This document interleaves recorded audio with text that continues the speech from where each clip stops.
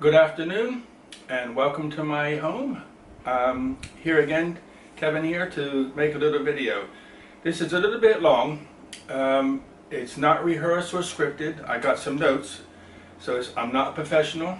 I'm not a doctor. I'm just me on a journey. So I wanted to share some things that have been floating around in my noodle and people in the past have asked me to talk about.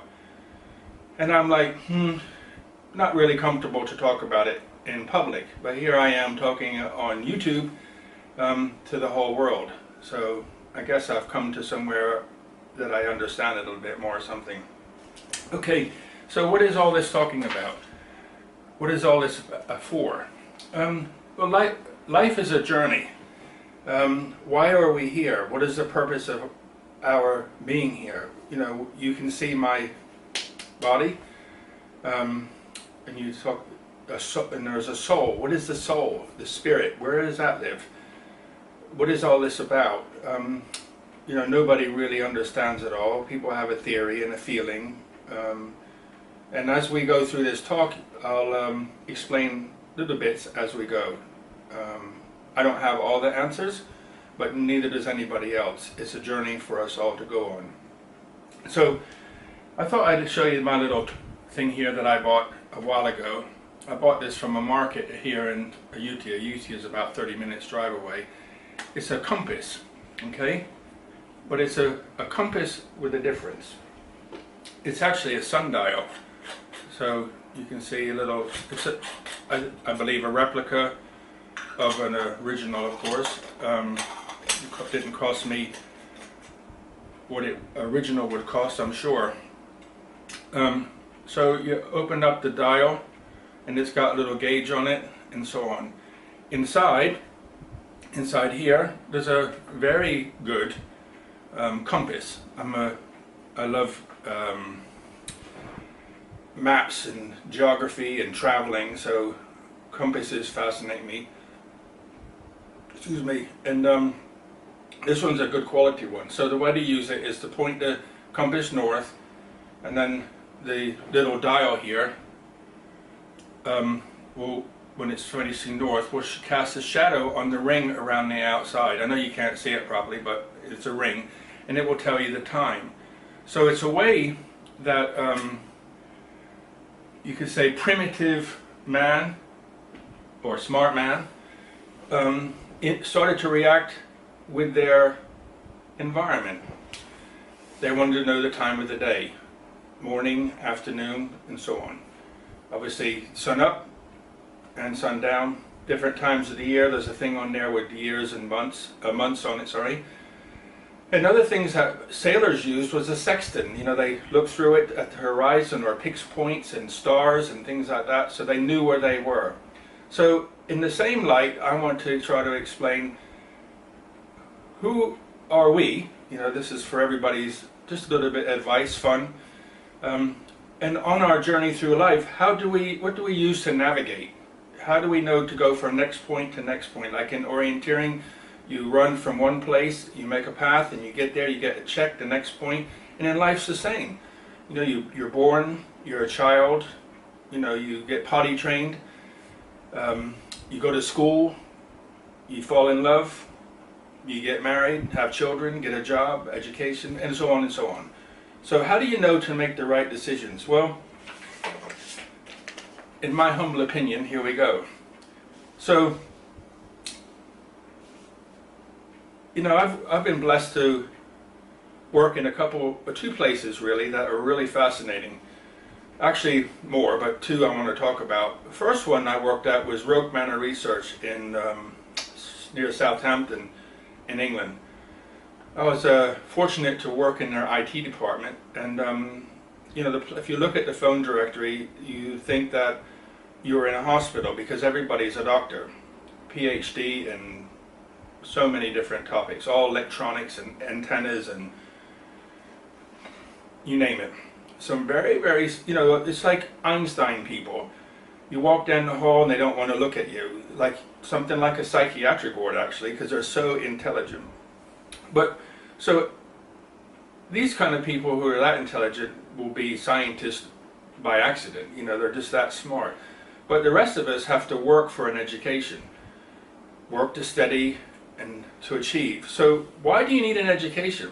To do a job. Why do you need a job? To pay the bills. But there's, you know, these are the thoughts that go through my head. I think, there's a guy I've seen on YouTube, a Thai man, did a TED Talk, and he had the same thoughts. He's younger than me, actually.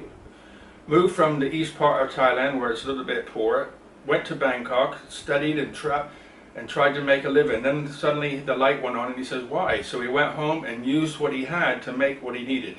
So he used the earth to make a home. Obviously he needed glass and so on, but he bought that. So instead of buying a house, real big fancy house, and having a mortgage for 30 years, he worked and paid as he went, and he made himself a beautiful home. And he applies the same principle with everything. He grows his vegetables, he has family, they all work together, and nobody's stressed, they're happy. Nobody's got a PhD, but why are we here? What is the purpose of life? To enjoy, to love, to spend time with your children. You know, having a PhD, working for a company, and other companies, you know, the big corporate companies, working all hours. I have a cousin, and her husband is way up in Cisco systems, you know, internet routing and all that sort of stuff. He makes crazy money, but he works crazy hours under crazy pressure. So think about, if you want an education, think, why do I need it? Get what you need, do the job you need, but plan. Think. Don't waste your time, don't waste your energy, don't waste your life. Okay? So follow your dreams. Get the education you need for the dreams that you have. And so at the end of all this, hopefully you'll have a better understanding how to have the dream. One thing you need in life to get that dream, to follow that path, is your health. So there's two things for health. One, your physical surrounding. I mean, if you live near Chernobyl, then, you know, that's going to affect your health. So you need clean water, clean food, healthy food, and the shelter, and so on. You know, there's the basic needs that we need for survival. So, medicine. Do we need medicine? You know, some people say, oh, I 100% medicine. But, you know, medicine's only 200 years old in its practice, and for thousands of years humans have lived without vaccines. And so I don't personally, I'm not saying that nobody should have vaccines, but totally up to you. So, but my thoughts are, if we come from a creator, the architect, or whatever you want to call the person who's orchestrating this journey, male, female, I don't know, they give us everything we need to live here in this earth suit. So if we're in this earth suit, what do we need? We need food. Where does the food come from? Well, we go ashes to ashes, dust to dust. So we come into this earth through food that our mothers ate. And if she didn't eat the right food, you would die and she would die. So if we eat the right food, surely we should be able to stay healthy. So what do you do about antibiotics and stuff? Well, if you look at different herbs, I'm not going to go through them all, but look at turmeric. Turmeric is very good for cleaning your arteries, so that helps to reduce heart attacks and Alzheimer's and other things like that. As you get older, it keeps you clear thoughts. So if you look at oregano or oregano, depends where you come from, it has antibacterial, antifungal, antiparasitic, all kinds of things. Look it up. Just look at the herbs people use in cooking. Turmeric and black pepper together is crazy healthy. And many more. Cinnamon to help control blood sugar. So to have a healthy life on this journey, medicine is good in an emergency. You know, I read a book one time, a long time ago, long title, what your doctor doesn't know about nutrition may be killing you, because most doctors don't train in nutrition. This guy had a wife and she was very, very sick. She had a friend who was into alternative types of medicine, and the doctor said, no way. After 6 months of her being sick and couldn't get out of bed, he threw up his hands and said, okay, do it. And she did it, and 6 months later she was out training her horses again. So that doctor went back to school and learned about nutrition. So if somebody comes to him who's sick, what he does is he treats them first with herbs or nutrition, and then if it's really bad, he uses drugs to get it under control, and then herbs and medicine to get it back. So there is a place for modern medicine as an emergency. You know, if you have a car accident and your leg's hanging off, you don't need to take turmeric, right? You need to go to the hospital and have it fixed. So use your noodle. Okay, and then there's mental health. Mental health could be, again, turmeric helps with Alzheimer's and Parkinson's and things like that. So, but do your own research. I'm not a doctor. But mindfulness, or as Buddhists say, monkey mind. Meditation helps. I mean, meditation is a different subject. It's complicated and deep. But the idea of meditation is just to bring your mind back and throw the stuff that's climbing on it away. So, and sit still. All kinds of different techniques, but the principles are the same. You know, Zen Buddhism has walking meditation, and then there's other types of meditation that says no walking. So, come on. Find your own way. You know, you can meditate sitting in a chair looking at water. You know, I sit outside behind me at a house and watch the river. Watering the garden is a great meditation for me. I just kind of zone out and go somewhere, and I love doing it. So whatever works to keep your mind calm and still. Monkey mind is if everything's flying all over the place in your mind, you're running here, people are pulling at you. You need time for yourself to slow down, stop, and find your purpose, get back on your path without people pulling at you. Okay? The next thing I think is very important is love.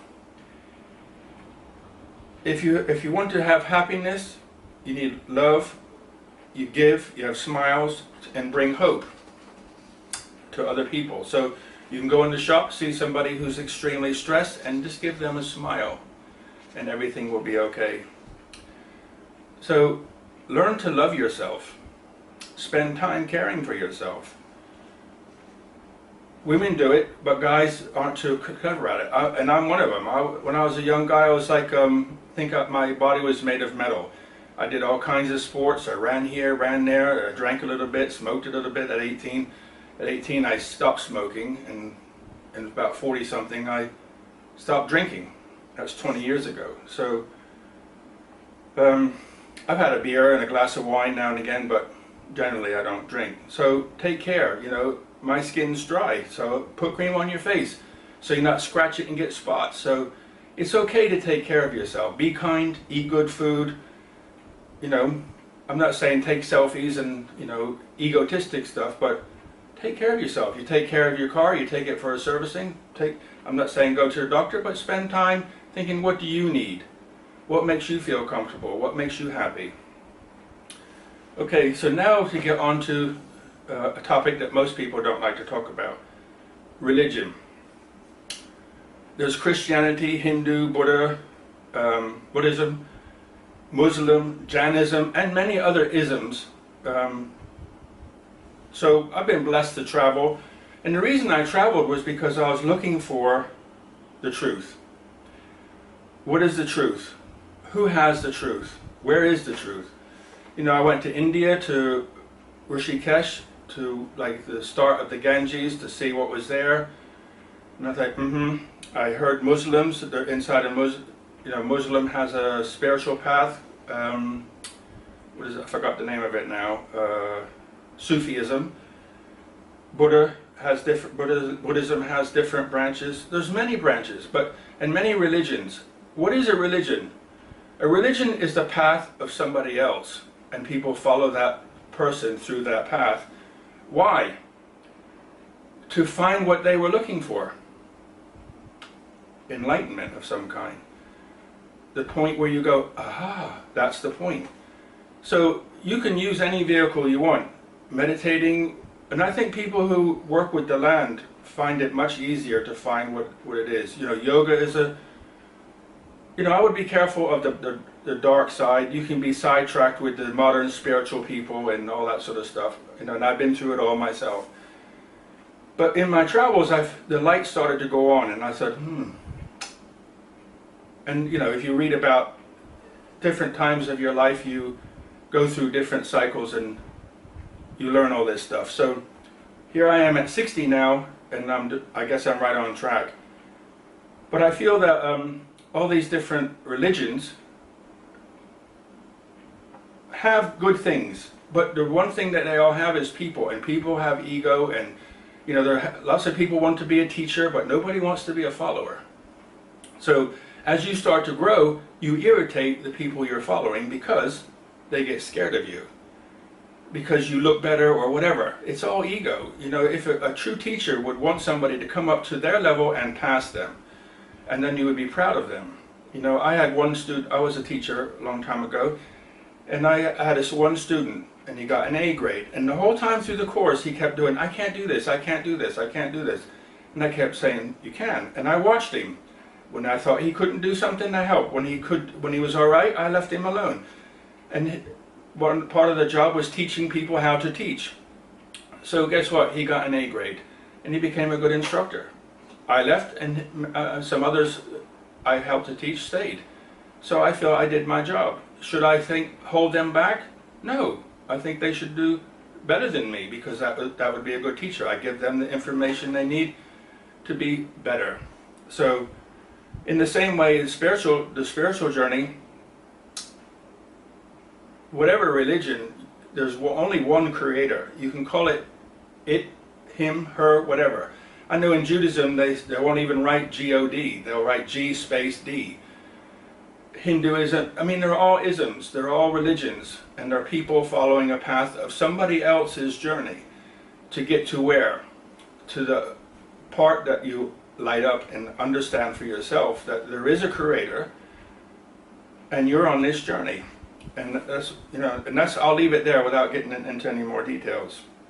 So my point on that part is connecting to the higher self, okay? And avoid the New Age trap, because I wasted a lot of time there myself. So in spirituality, you need a calm mind, and you can look at, you know, read about the mystics. Don't follow them, read what they've done and how they got there, and follow your own journey. Okay? So on that journey, there are many roadblocks. Culture is a big one. When you travel, you'll see different cultures. Oh, don't believe that. You can't do this. We are Buddhists. We're Muslim. We're this. I mean, women are generally, in my opinion, women are generally more spiritual than men. But you look at people in the Muslim belief system, or whatever it is, women can't do what they want, otherwise their husband's allowed to beat them. So, you know, my point is culture and religion are very big traps that will hold people back from developing into their full self. Negative friends. So I would say if you wanted to go on this journey, don't talk to nobody about it. Keep it very private, and when, you know, talk to somebody on the internet who doesn't know you anonymously, so that you can keep it private, because if you don't, you'll get ridiculed and that pushes you off your track. Believe in yourself, because what you feel inside, excuse me, is probably true. Women's intuition, you know, men have it too, just not so tuned because they're too busy doing other things. And so to summarize on that part, the thing is negative relationships are a drain and will throw you off the path. So think about it like this, a parable. If you put a plant in the ground and the ground's got toxins in it, the plant's not going to produce flowers or fruit. So you have to make sure your soil is clean and good so that you can produce good fruits and flowers. Okay? So the benefits of a spiritual path are you find the real purpose of your life. Nikola Tesla, I mean, and many other great scientists and great thinkers were, you know, kind of broke away from religion.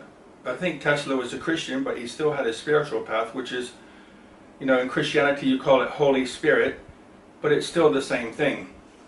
You know, Christians will get all excited about you have to have Jesus, okay? Well, Buddhists don't say you have to have Buddha. Whatever makes you happy, follow that, but don't force your opinion on somebody else. Let them follow their own path. They're human. They're a unique person living in their earth suit here to what? Find love, grow higher. I don't know. I believe so. I believe that it is. So if you know, there's the thing called karma, and if you want to grow higher, play the game. So with the spiritual journey, you get healing. You can learn about healing. You get knowledge. The spiritual side will guide you, protection, feeling complete and connected.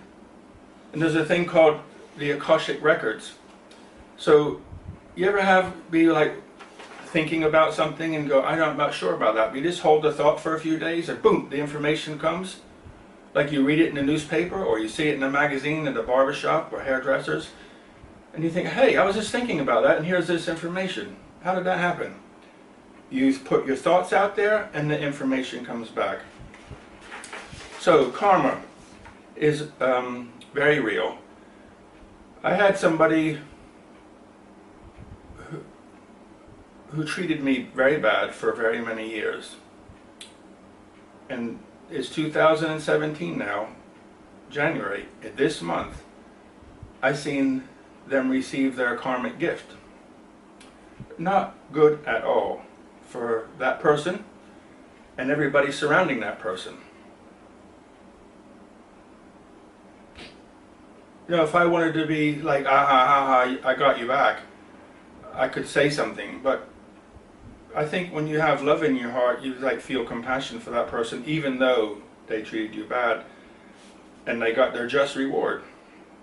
But you know, the way the architect set this up is that if you play the game, love, compassion, help the person, so on and so on, then stuff comes. If you give, you get. Whatever you give, you get back. And it comes. I mean, it's very, very real. Whatever you want to call it. Do your own research. I'm just here as a messenger trying to help somebody. Somebody out there is listening. Okay, just to conclude then, the last thing I wanted to talk about was chi. What is chi? They talk about chi in China. They talk about kai. You know, if you hear judo players, like kai, that's the same thing. K, it's the energy. Prana from India. The Christians say Holy Spirit, and many, many more references to something that we cannot tangibly touch. I worked at another place in America called Cree. In Raleigh, North Carolina. I worked in the characterization lab, and one of my jobs was operating an electron microscope. And a Chinese guy who was a doctor, he was like the 7th employee of the company or something like that. So he's, you know, quite an old guy. Didn't speak good English, even though he lived there for many, many years. I forget his name right now, but he said, I asked him one day, what is chi? And he just, you know, he was busy focused on his job. Nobody would talk to him, but I used to kid around with him, and we became good friends. You know, work-related friends, if you to put it that way. And I said to him one day, what is chi? And without even looking at me, and instantly just laughed and said, Chinese have been studying chi for generations and have no idea what it is, which is cool. So is it the architect? Is it Holy Spirit? Is it what? But it is something, you know, and there's a thing called Akashic records, so maybe that's the brain of chi. So, you know, this is my ideas, my thoughts after 60 years, probably 25 or a little bit more years of studying this stuff. So I would like to conclude and finish now and just send out a prayer to you guys to find your life's purpose for health and happiness, to find the answers that you're looking for, and just wish you all the very best. And I was going to say God bless you, but I don't mean it in any religious form. I just mean may the architect or whatever, it's the words, there is an energy, there is something, there's many things I could show you and refer to, but find your journey, enjoy.